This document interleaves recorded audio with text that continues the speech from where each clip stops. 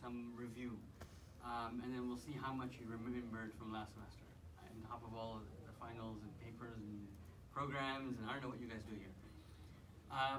When was this surah revealed? Surah Yaseen, when was it revealed, roughly? Is it a Makki? So let's narrow it down. Let's make it easier, okay? Is it a Makki surah or a Madani surah?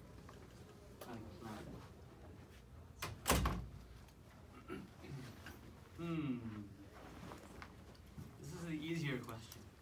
So I'll explain it. Yes, I knew that was coming. What's a Makki surah? No, I was saying, isn't it a Makki? It is. Good. Okay. So what tells you that it's a Makki surah?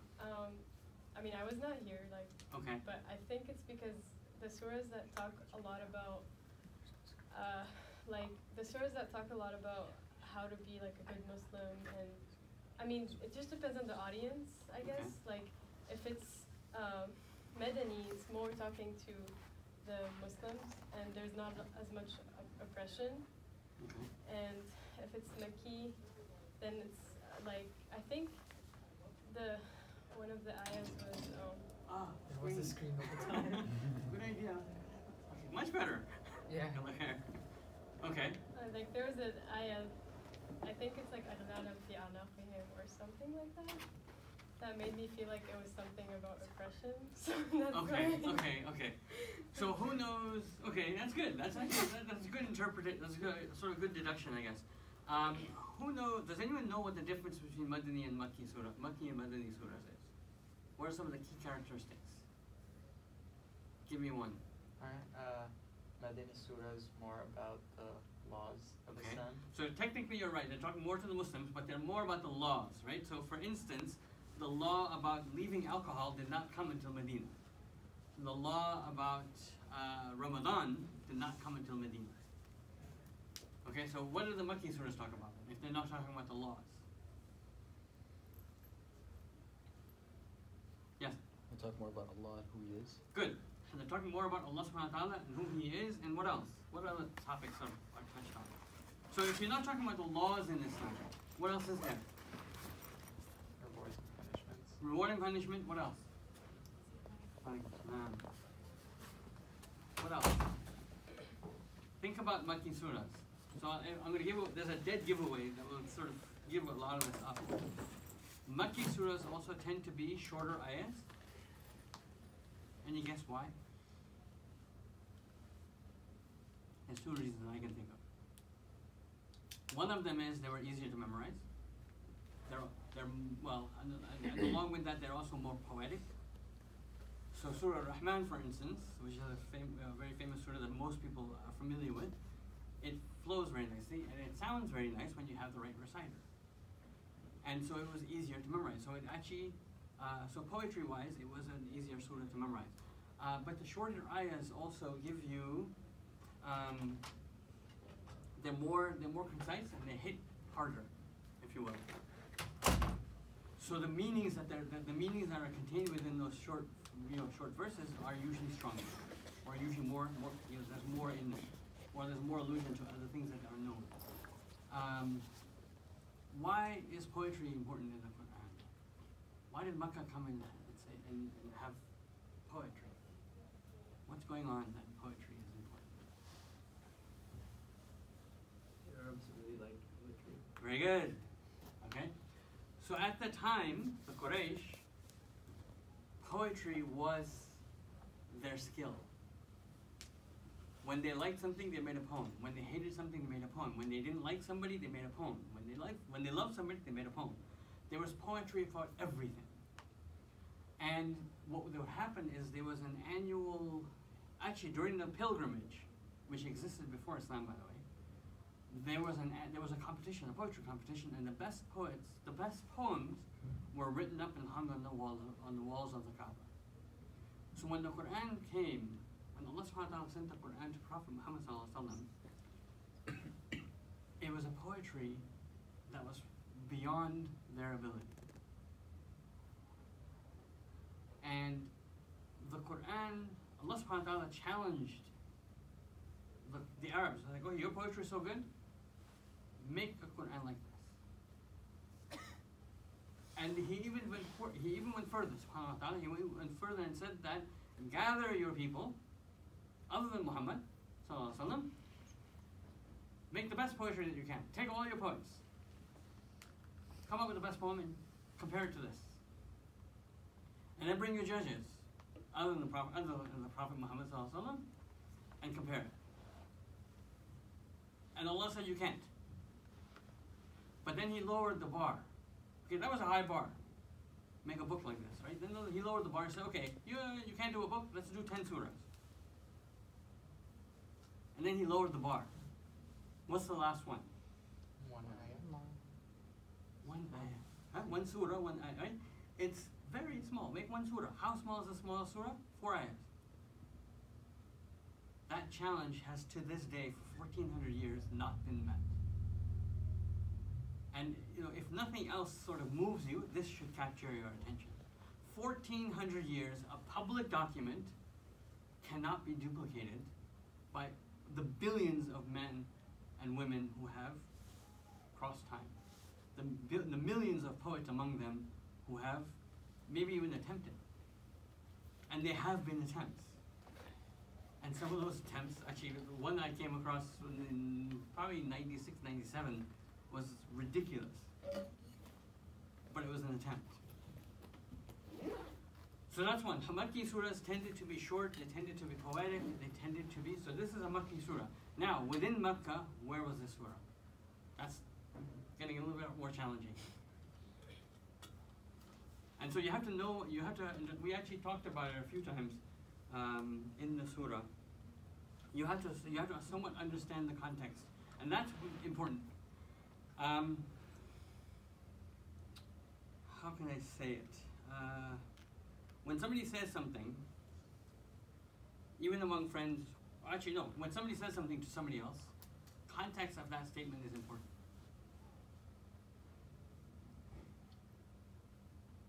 So for instance, if I say to somebody, I'll take care of you, context matters.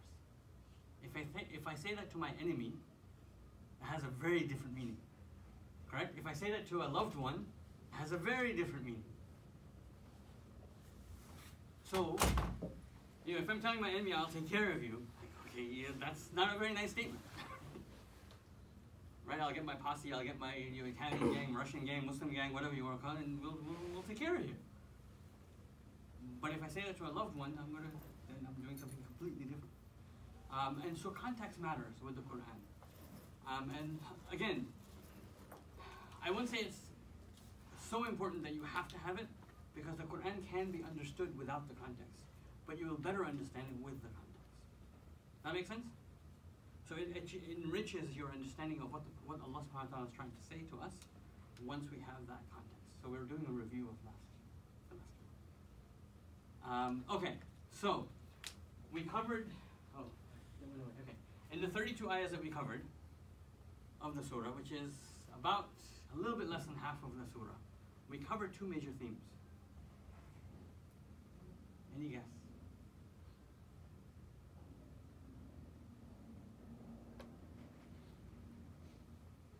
I'm picking brains, being different.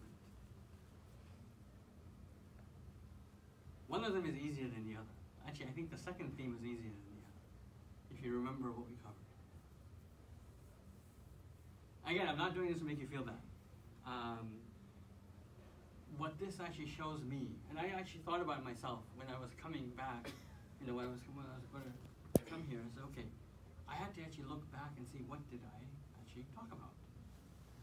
The Quran has an interesting nuance about it, subhanAllah.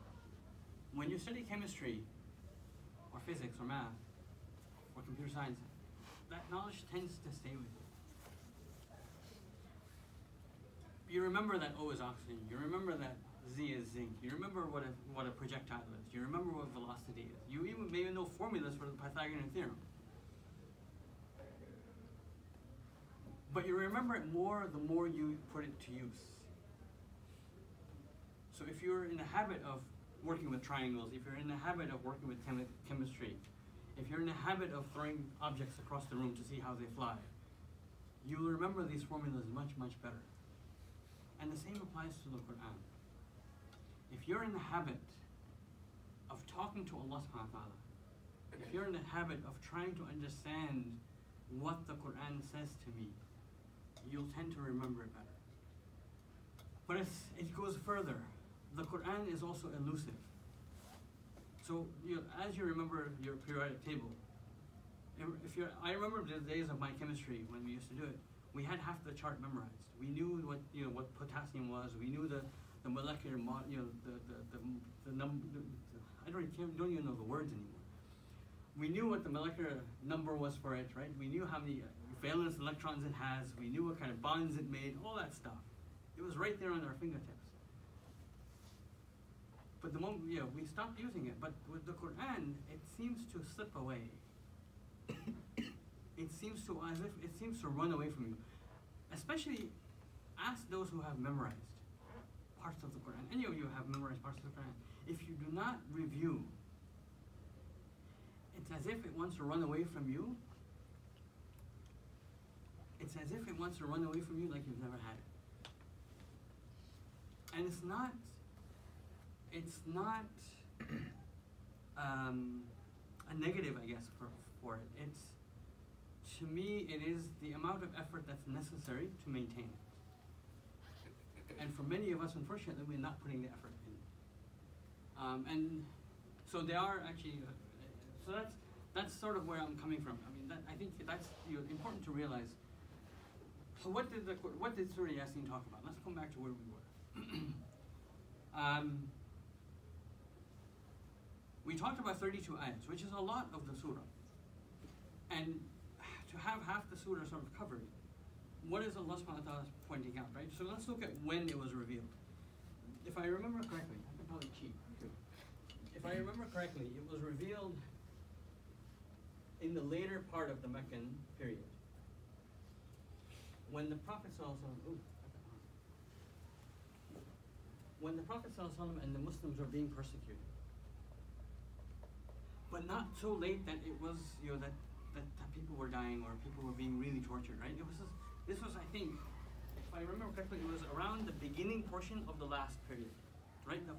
So if you divide the Meccan period usually they divide the Meccan period into three, right? The first early revelation when it was private, and then when it goes public, and then when there's opposition to that public.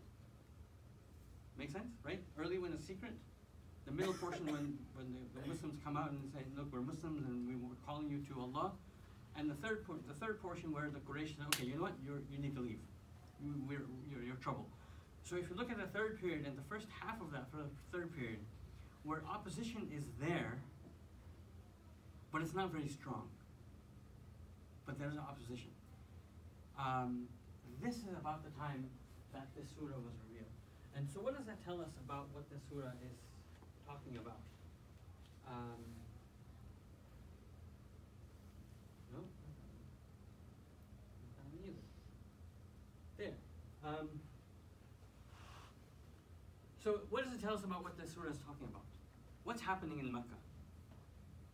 You've gone public. There are many Muslims. Quraysh are opposed. What's happening? What's the environment that you're living in? Think about it. What's happening in Mecca at this time?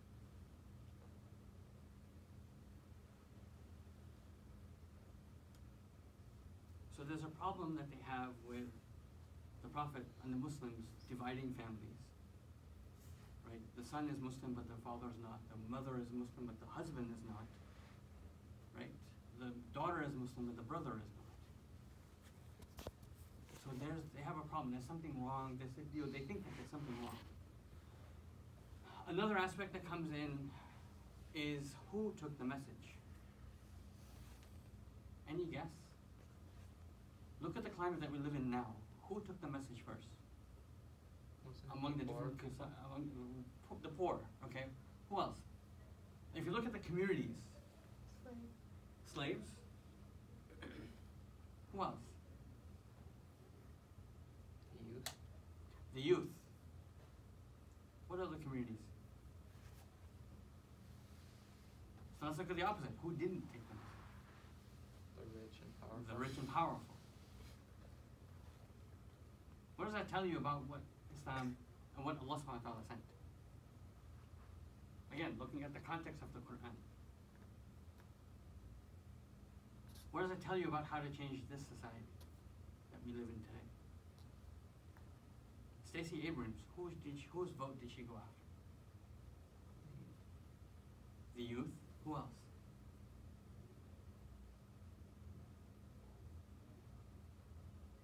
The poor. The youth. Family-oriented. I don't know about family oriented, because you can claim that on both sides, I think. She went with those who didn't feel that they belonged. The outcasts, right, if you will. Not necessarily, but people who felt that they didn't belong. And she came very, very close to winning. A couple of hundred votes.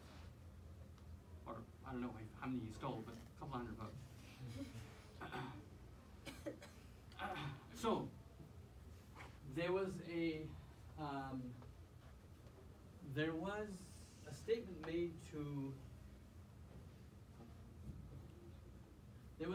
made to Nuh alayhi salam when he was professing the deen of Allah subhanahu wa ta'ala. The rich told him that if you get rid of these poor, destitute people, will follow you. Right? What's the claim there?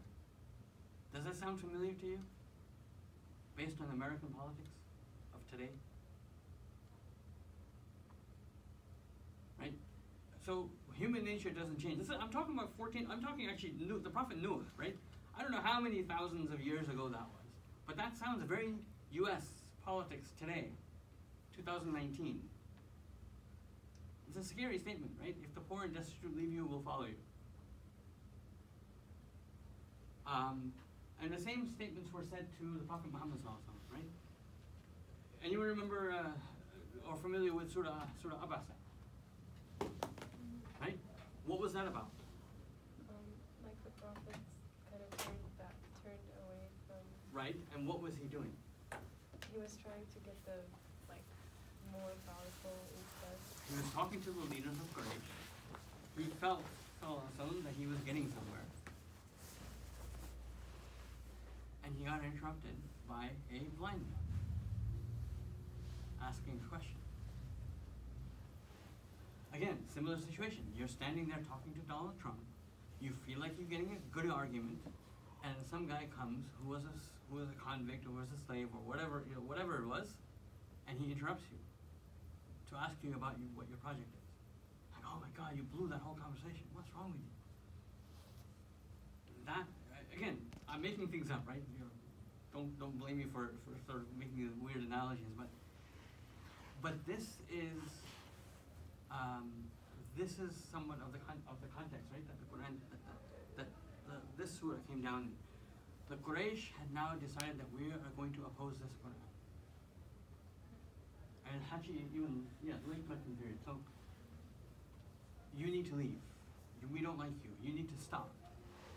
You can't be different from what we are. We like our old ways. You are ruining the culture of Mecca. All these statements are very familiar to US now. But these are the same statements that they were getting back then. People were jailed. People were held without their will. People were hurt. And ultimately, people lost their lives at the hands because they were different. But they weren't just different, right? They were calling actually to Allah subhanahu wa ta'ala. And they were breaking away from the norms of the current society. So, okay, so going into a little bit further in. Again, stop me if I'm going too fast. So, I'm just rambling. The surah talks about the beginning, the first 12 ayahs sort of are different, right? It sort of summarizes the whole surah, if you will. It sort of lays out, this is what we're going to be talking about. I don't have a good summary, unfortunately. But it basically lays out that this is what the surah is going to be talking about. Right? It gives the idea, gives support to the Prophet sallallahu alaihi wasallam, إِنَّكَ لَمِنَ الْمُرْسَلِينَ, that you are indeed one of the messengers. And you were one of the note takers last semester. Yes. Okay.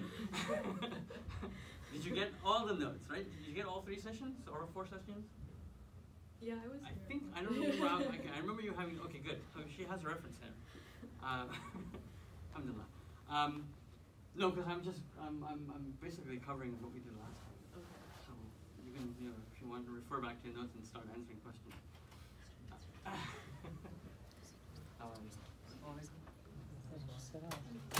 So the idea being that the Prophet ﷺ,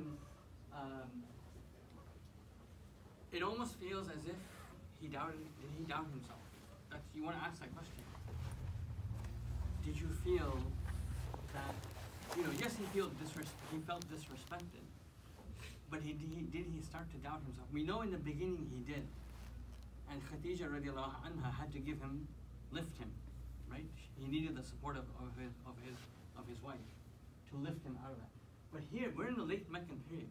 We're 10, 12 years into the message, and Allah subhanahu wa ta'ala is telling him, "Innaka laminal mursalin," you are indeed a messenger. Think about that statement, right? When have you, for instance, had an idea, had a thought, I want to do this, and you're trying to convince somebody, and the people keep knocking you down, and you start to doubt, am I actually doing this? Imagine having a support like Allah subhanahu wa ta'ala behind you and say, no, you're right, continue. I got your back. And this is what Allah subhanahu wa ta'ala is doing with His Prophet.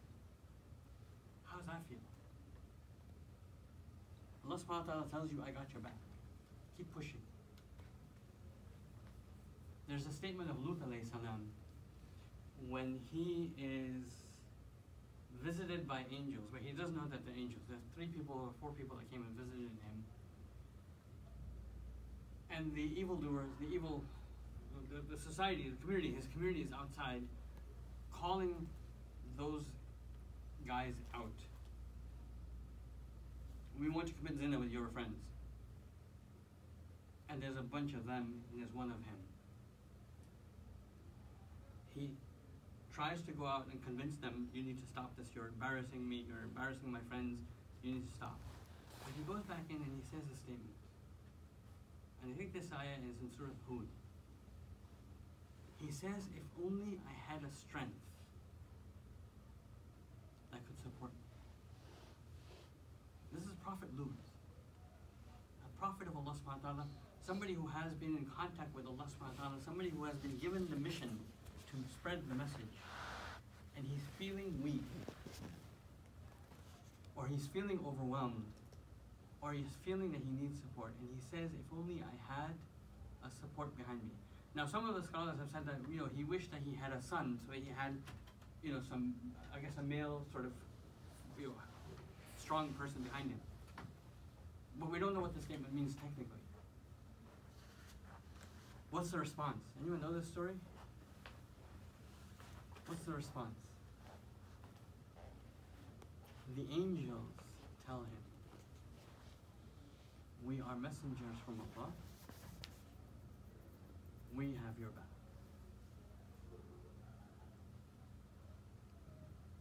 How does he feel now? So one of the things that comes out of this to me is when you're feeling weak, who's got your back? We're living in a society where they're trying to knock us down. We're living in a society where anywhere you turn, you may be in trouble. Anyway, you're afraid to pray on the street. You're afraid to pray over here. You're afraid to do an MSA activity. You're afraid to put your hijab on. You're afraid to do just different things. You're afraid to wear a beard because you may turn and somebody will knock you down. But the statement from Allah subhanahu wa ta'ala, the statement from Allah subhanahu wa ta'ala is, you keep pushing. I've got your back. There is no reason for us to believe that if Allah subhanahu wa ta'ala said this to His messengers, that He can't say it to us in some form or fashion. And so one of the things that I get out of إِنَّكَ لَمِنَ الْمُرْسَلِينَ, Allah subhanahu wa ta'ala, we're 8 years, 10 years into the message. The Quraysh are attacking it. The Prophet, we don't know what he's feeling. Allah subhanahu wa ta'ala gives him that support. Why? Because he kept pushing. He's done a lot of service. He's done the effort. He keeps on pushing. And yet, he's feeling, I haven't done enough. Or he's feeling, I'm overwhelmed. Or he's feeling, I've let my people down. Whatever it is, Allah subhanahu wa ta'ala tells him, picks him up. So again, for us, keep that connection with Allah subhanahu wa ta'ala, and he'll pick us up. Okay, moving on. So not only are you the messenger, you're on the right path. You have the truth. Right? So that's again, so not only, you're not, it's not that I let you go, it's not that you're a liar, it's not that this, they are the liars, you're on the straight path. Right? So the struggle that you're going through is a necessary struggle. The struggle that you're going through is the correct path. And then Allah subhanahu wa ta'ala switches the topic, and he switches his attention to those others. So he lifted the Muslims, and he starts to now warn the disbelievers. And Surah Yaseen is that. It's a surah that comes down and tells you, if you do right, this is what you have. If you do wrong, we'll take care of you. And so he warns the disbelievers, those who want to stick with their old ways, even though your old ways are corrupt, even though your old ways are leading you to destruction, even though your old ways are leading you into the wrong path, are leading you into the oppression of people, are leading you into destroying society. We'll take care of that. Whereas we have a different message. Make sense? Okay. Questions, comments? Any other thoughts about this first part? Alright, I'm going to move on. So, the next part is actually a story. I think I covered it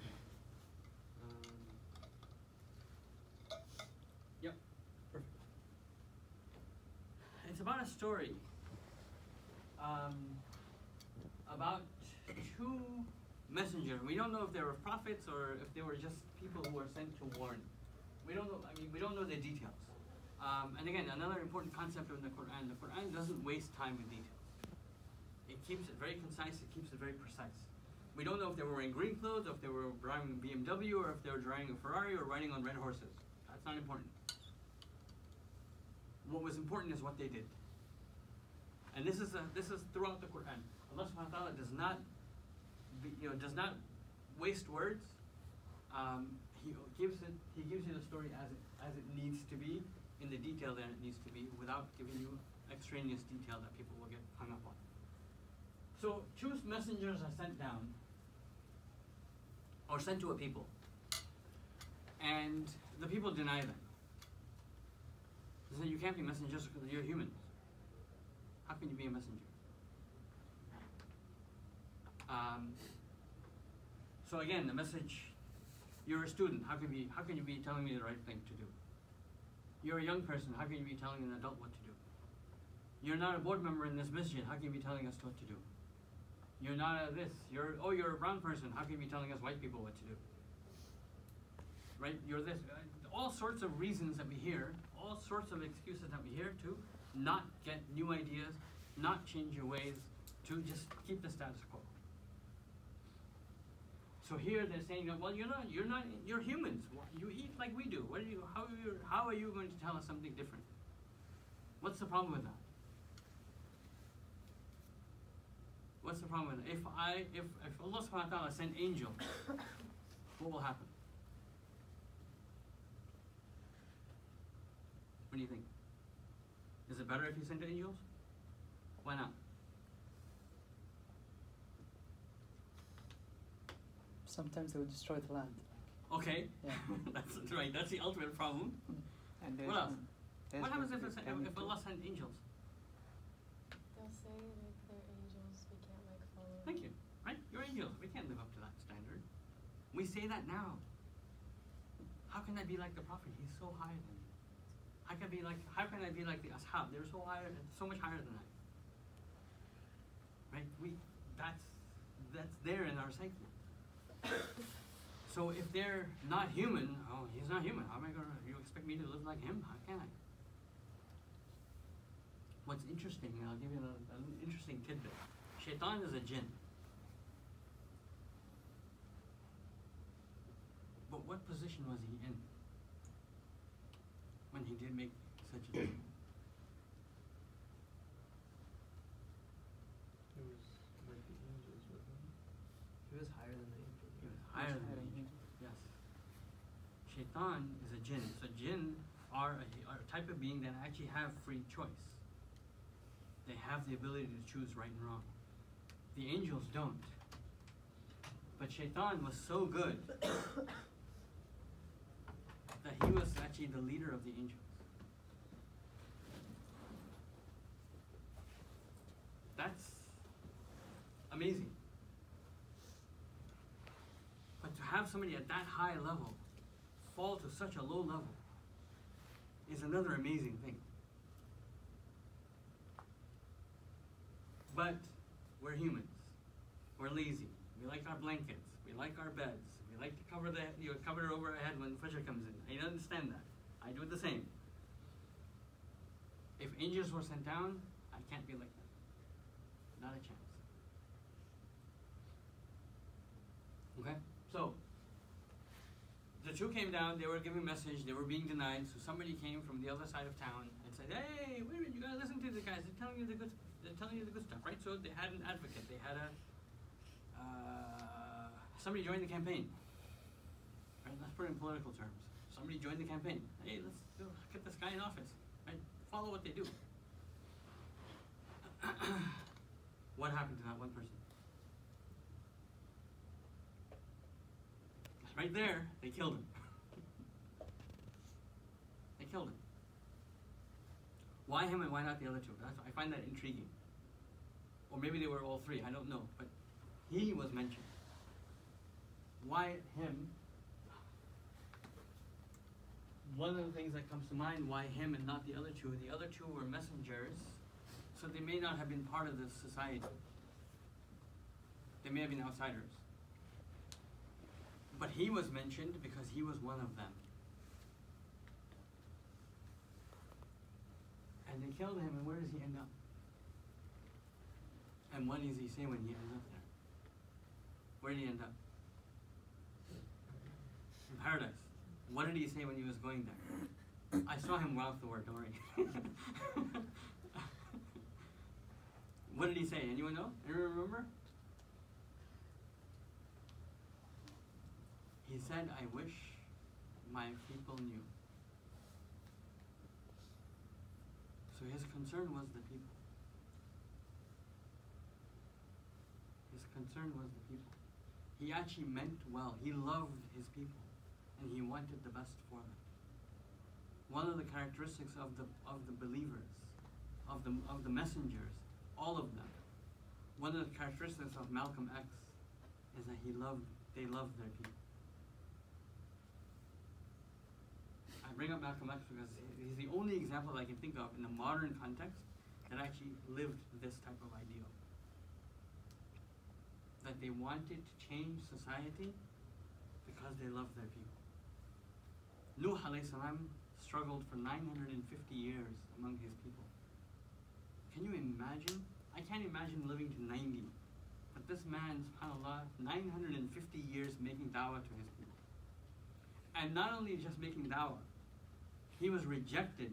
People would walk by him with their fingers in their ears. They would cover themselves with their with their clothes and walk through him so that he didn't talk to them. Can you imagine just that environment? It's rude enough to have have people not listen to you or turn around, but then to actually overtly do that to somebody is astounding. So here he is going into Jannah, and he's lamenting for his people. If they only knew where I wound up. If they only knew the message that was being brought to them. If they only knew what could have been theirs if they followed. And so then Allah subhanahu wa ta'ala finishes this story with a very, very strong warning to mankind. So not just the Quraysh, right? This is a common theme, unfortunately, with mankind. We are a people, we are in a creation that denies. We are a creation that just ignores. We have a tendency towards evil. We have a tendency towards paganism. We have a tendency towards corruption. And this has been human nature throughout history. If you study history at all, you see that we tend towards disunity, we tend towards chaos, we tend towards corruption. And it takes some spark to bring that back. Right? Whether it's a messenger, whether it's a disaster, whether it's something to actually bring people together. After a hurricane, we don't look at the color of people. We're fixing the houses together. Right? After an event, we're not looking at the color of people. We're fixing the city together. Messengers can come and actually get people to transcend their cultural, societal, wealth, whatever backgrounds they have, and actually unite on some front. Stacey Abrams was able to unite people across whatever boundaries. And the election, actually the 2018 election, if you look at it, right, it united a lot of people against a common cause, if you will. And so that's sort of what that brings about, what messengers bring about. So this is the story. Let's go further.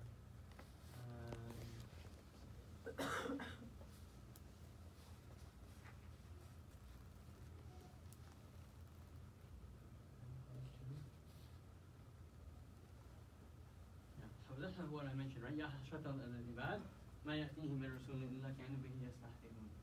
How regretful for the servants. We are all servants of Allah subhanahu wa ta'ala. And we are created in such a way that we will deny, we will ridicule the right. For whatever temporary gain that we may get. And then there's the consequences that come after that. So, looking at history, we study history constantly. What is the common theme that's mentioned whenever you study history?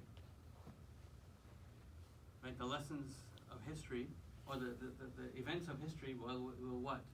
Repeat themselves, unless there's an unless that never comes up in class. Unless we learn from them. The problem is we've stopped teaching history, or we've stopped learning from it. And here, Allah subhanahu wa ta'ala is telling us, learn from history. Because people were destroyed before because of their wrongdoings. We can look at them, we can learn from them, and avoid it ourselves. Or we can ignore it and end up in the same place. Questions, comments? All good? Really? Yes, sir. What does the last ayah mean? وإن كل لم جميع لدينا محضرون. Oh, good ayah. Okay. So the translation is there, the second bullet point. We will all come back to Allah subhanahu wa ta'ala. We will all stand. And indeed, all of them will yet be brought present before us. That's the technical definition. So we will come and stand. So ultimately, yes, there's a dunya destruction, but that's not the end of it. And so many, human beings will want that to be the end. But there's more. Right? There's more, right? You have to stand in front of Allah. There is the judgment after. There is a life after death. As much as you deny it, as much as you say that, oh, it doesn't exist, there is. And this is one of the messages. This is probably the primary message that the Prophet Muhammad ﷺ brought, is that this life isn't it. There is the afterlife. There is the standing in front of the judge. Think about it. Actually, just today, there's a Georgia man in prison that 40 years he's been in prison. Can he get justice?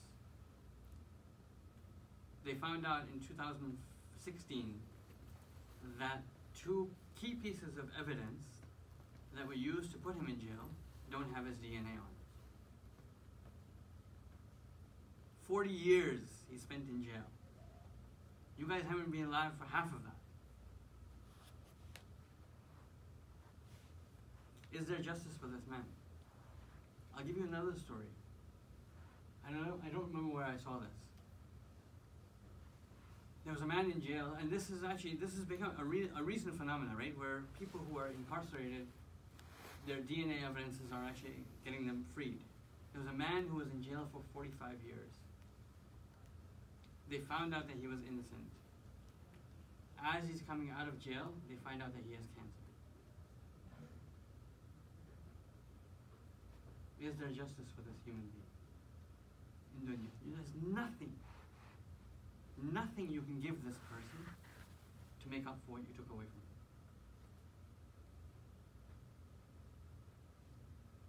So there cannot be justice in dunya. I'm a firm believer in that. You will get wronged. You will get wronged, period. That is the nature of human beings, because we like to mess, we like to take advantage and be unjust to each other. That's who human beings are, because we are away from the path of Allah subhanahu wa ta'ala. There's no justice in this dunya. Is there justice for somebody who bombed countries? For somebody who, there's so many, you can think, I don't need to belabor the point, but there's so many things that have happened. So this is calling mankind and telling mankind that the afterlife is real. Judgment is going to be there. You will stand in front of Allah, and Allah subhanahu wa ta'ala is the most just. And He will rectify every situation. If you have faith in nothing else, having faith in this will make life so much easier. That teacher that screws you out of 2 points, that teacher that took you down a letter grade, that professor that gave you work on the last week of school when you had all your finals coming, all sorts of things happen. Your friend that did this or that to you, the parent that did this or that to you, whatever, right? There's so many of these stories that I know, I'm sure you have. Justice is not going to happen in this dunya. You might get close. You might get close, but chances are you're not going to get it. Having faith in Allah subhanahu wa ta'ala that He is al-adl. He is al-adl, right? The just. That He will rectify things. It's said, actually some of the scholars have said that even animals, two rams that actually butted heads, right? And that's what they do, they butt heads. One of them was unjust to the other. I don't know how, whatever, go figure. They will get justice on the Day of Judgment. Yes? But do animals like turn to sand, dust? Yeah? Then they'll be turned to sand.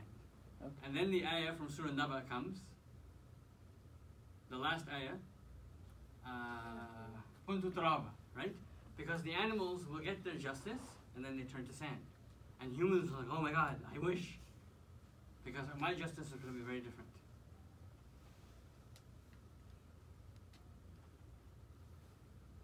Yes, sir. This is kind of related but unrelated. So how would you go to convince someone that doesn't believe in justice in the afterlife? How would you go and convince them? That's a good question. That's a very hard question. Yeah. And that's what we're facing now. We have many people that just don't believe. There are many people who walk around with Muslim names that just don't believe. And many Christians for that matter that just, or whatever, people who grew up in faith of some type that don't believe. Part of it, I mean, it's a tough question, because how do you get somebody to believe in something that they've never even considered? Part of it is, I think, looking at the realities of life, right? Part of it is looking at, some of the examples I threw at you, right? How is it fair that some guy didn't do a crime but got accused of it and now is free? Where is his justice? How is that possible? How is it possible? And how is it possible that you're living a comfortable life in a mansion, right? Again, don't get deceived.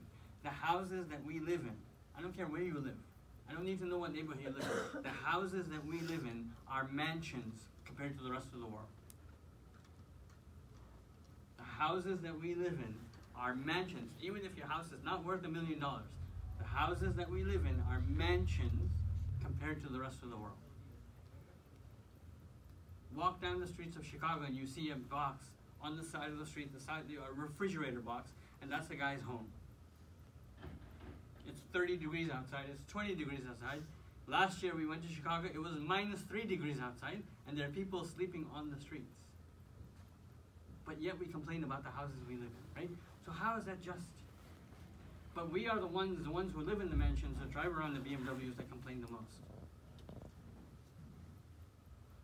How many videos have you seen on YouTube where a man went to give money to a homeless man, and immediately that homeless man goes and shares it with his friends? Who needed it?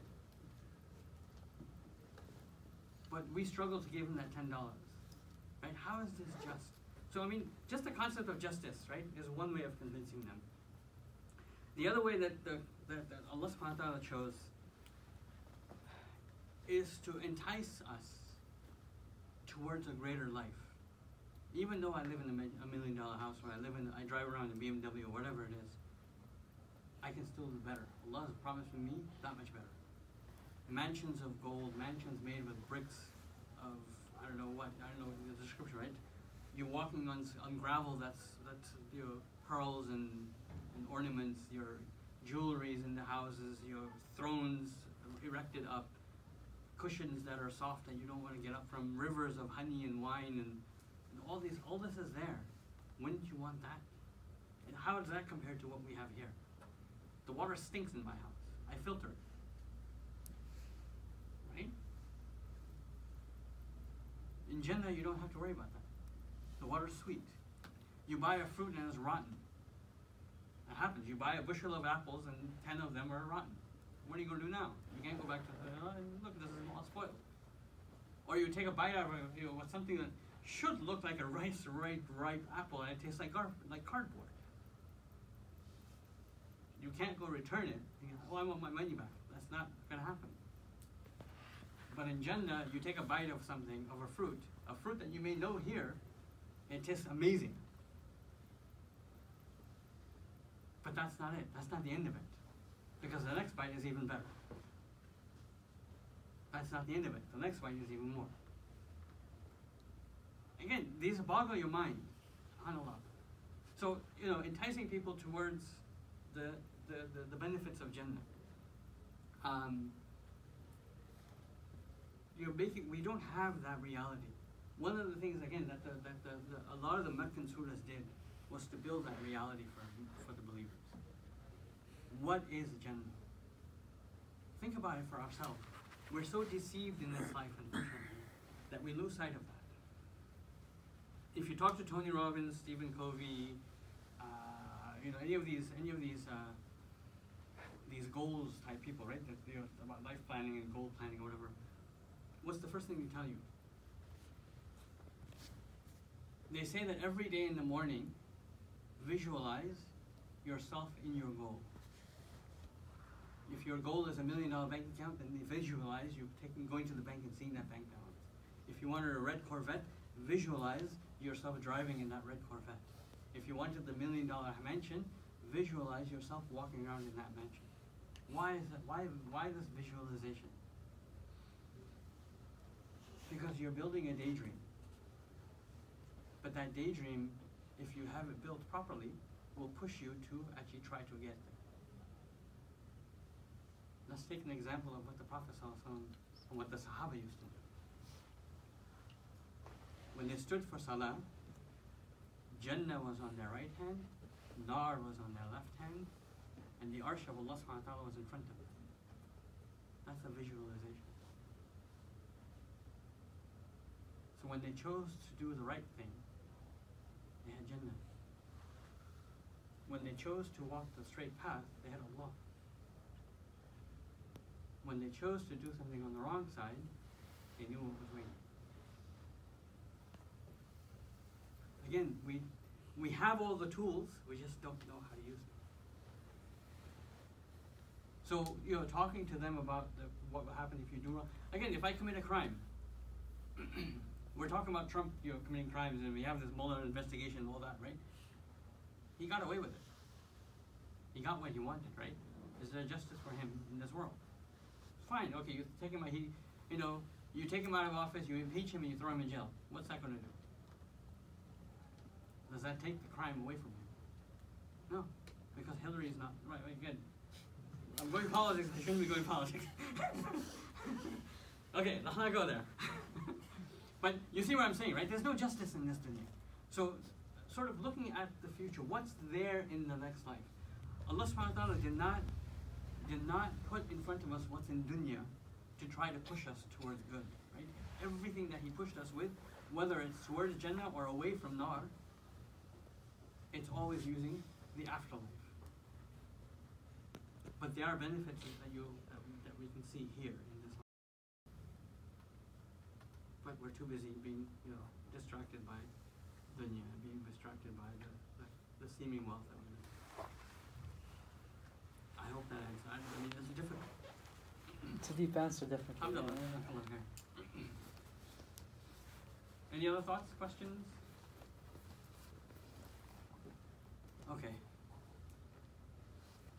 8 o'clock, alhamdulillah.